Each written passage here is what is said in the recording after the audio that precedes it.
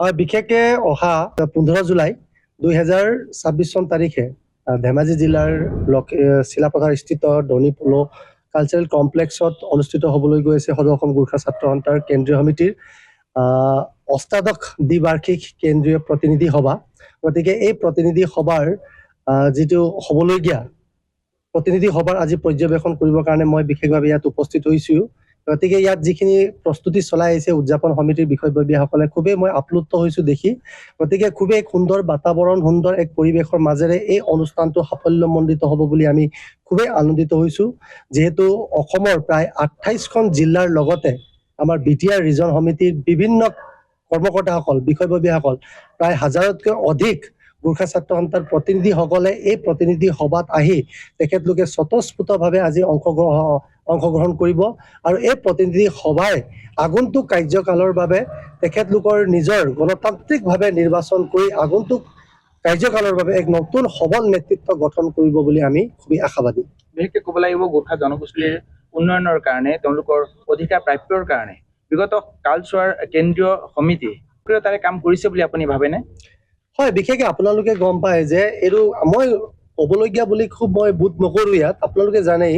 যে বিগত সময়ত আজি 1976 চনত গঠন হোৱা যিটো সদৌ অসম গোৰ্খা ছাত্ৰ সন্থা, এই গোৰ্খা ছাত্ৰ সন্থাই জন্ম লগ্নৰে পৰা যিটো গোৰ্খা জনগোষ্ঠীৰ সৰ্বাংগীন বিকাশৰ কাৰণে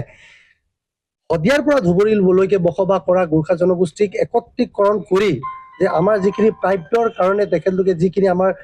প্ৰাক্তন কৰ্মকৰ্তাসকলে যিখিনি অৱদান অৰিহণা যোগাই গ'ল, তাৰ নিমিত্তে আমিও তেখেতলোকক দেখিয়ে আমি অনুপ্ৰাণিত হৈ আমি আমাৰ জনগোষ্ঠীটোক আগবঢ়াই নিয়াৰ ক্ষেত্ৰৰ লগতে অসমত থকা বিভিন্ন জাতি জনগোষ্ঠীকো আমি একত্ৰীকৰণৰ দ্বাৰা যাতে সৰ্বাংগীন বিকাশৰ দ্বাৰা যাতে সমাজত এটা শান্তি শৃংখলা বজাই সমন্বয়ৰ ধাৰাৰে যাতে আমি নিজৰ জনগোষ্ঠীটোক আমি আগবঢ়াই নিব পাৰোঁ, তাৰ কাৰণে বিশেষকৈ এই ভূমিকাখিনি গোৰ্খা ছাত্ৰ সন্থাই গ্ৰহণ কৰিছে। এই কথাখিনি আমি নকলেও হ'ব। গতিকে আৰু আগন্তুক দিনত আৰু সবল নেতৃত্বৰে যাতে সুন্দৰকৈ আমি আমাৰ জনগোষ্ঠীৰ লগতে ইয়াত থকা বিভিন্ন জাতি জনগোষ্ঠীক আমি ঐক্যবদ্ধভাৱে সমন্বয়ৰ বাৰ্তাৰে যাতে আমি এখন সুন্দৰ অসম, সুন্দৰ সমাজ গঠন কৰিব পাৰোঁ, এই নতুন সমিতিয়ে যাতে এনেধৰণৰ পদক্ষেপ ল'ব বুলি আমি খুবেই বিশ্বাসী হৈছোঁ। খিলঞ্জীয়া জনগোষ্ঠী গোৰ্খাসকলৰ বিভিন্ন অধিকাৰ আজিও অসুৰক্ষিত অৱস্থাত আছে। যিহেতু আমি শুনিব পাৰিছোঁ চৰ্চাত আছে যিহেতু আপুনি কেন্দ্ৰীয় সমিতিৰ সাধাৰণ সম্পাদক হিচাপে প্ৰতিনিধিত্ব আগবঢ়াব। বিশেষকৈ ক'ব লাগিব গোৰ্খা ছাত্ৰ ছাত্ৰীৰ পৰা আদি কৰি জনগোষ্ঠীটোৰ সৰ্বাংগীন উন্নয়নৰ কাৰণে অনাগত দিনত আপোনাৰ চিন্তাধাৰা কেনে হ'ব, কি ক'ব? হয়, বিশেষকৈ আগন্তুক যিটো অষ্টাদশ দ্বিবাৰ্ষিক অধিৱেশনৰ যিটো প্ৰতিনিধি সভা অহা 15 জুলাইত অনুষ্ঠিত হ'বলৈ গৈ আছে। গতিকে ময়ো আজি সংগঠন কৰা প্ৰায় 19-20 বছৰ কাল অতিক্ৰম কৰিলোঁ। গতিকে এটা অভিজ্ঞতাৰ ফালৰ পৰা ময়ো যে এটা নেতৃত্ব দিব পাৰোঁ বুলি এটা মই আত্মবিশ্বাসী হৈ এই আগন্তুক প্ৰতিনিধি সভাটো মই সাধাৰণ সম্পাদকৰ মূল পদত মই প্ৰতিদ্বন্দ্বিতা কৰিবলৈ আগবাঢ়িছোঁ। গতিকে যিহেতু মই বিচাৰিলেও সকলো কথা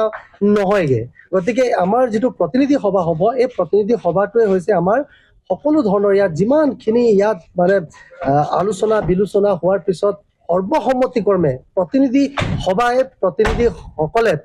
সভাত তেখেতলোকে নিৰ্ধাৰণ কৰিব কাক সভাপতি বনাব, কাক সাধাৰণ সম্পাদক বনাব, কাক কোন পদত ৰাখিব। গতিকে এইটো সম্পূৰ্ণৰূপে আমি প্ৰতিনিধি সভাকে আমি এৰি দিওঁ। গতিকে যিহেতু মই যেতিয়া আগবাঢ়ি আহিছোঁ, গতিকে এই আগবাঢ়ি অহাৰ ফলত যদি মোক প্ৰতিনিধি সভাই আগন্তুক কাৰ্যকালৰ বাবে যদি সাধাৰণ সম্পাদক পদত তেখেতলোকে মোক যদি নিৰ্বাচিত কৰে, মই এইটো নকওঁ যে মই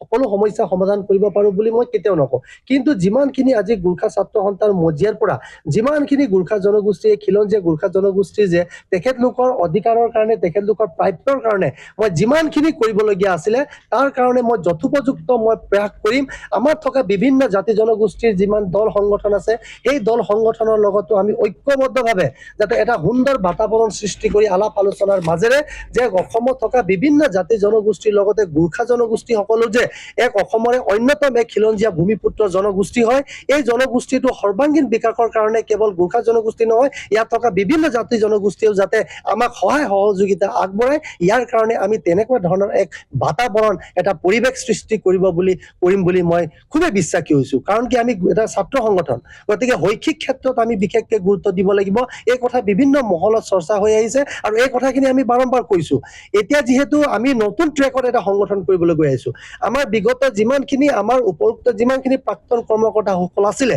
তেখেতলোকে আজি এই সংগঠনটোক যিটো গোৰ্খা ছাত্ৰ সন্থা যিহেতু একটা সোণালী জয়ন্তীৰ গৌৰৱোজ্জ্বল সন্ধিক্ষণত আজি আমি উপনীত হৈছো কিন্তু এই 50 বছৰ